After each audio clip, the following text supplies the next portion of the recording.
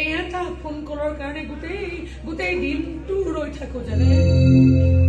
সন্ধিয়াতে ভাত পানী খাই আজৰি হওঁ যাতে সঠিক সময়ত আহি ৰাণীৰ এই লেপটপটোৰ সন্মুখত বহি পায় এনে ক'বলৈ গ'লে মোৰ এই বুকুৰ ধপধপনিখিনি এই এটা ভিডিঅ' কলতেই আবদ্ধ হৈ আছে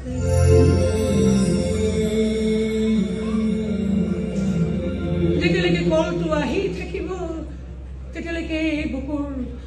ধপধপনিখিনিও চলি থাকিব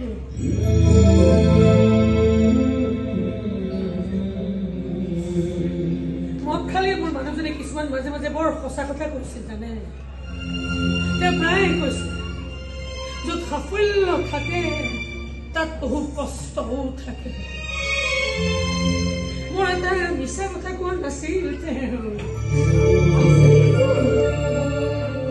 আজি মইনা ডাঙৰ হৈছে বিদেশত সি চাকৰি পাইছে মোৰ সপোন সাৰ্থক হৈছে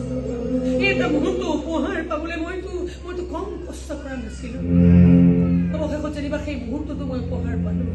মইনাক লৈ দেখা মোৰ সকলো আশা সকলো সপোনেই পূৰণ হ'ল কিন্তু কষ্ট নকমিলো যিমানেই সি সফল হৈ গৈ আছে সিমানেই যেন সি দূৰলৈ গৈ আছে অন্তৰখন খান্দি খান্দি গৈ আছে বুকুখন ভাঙি ভাঙি গৈ আছে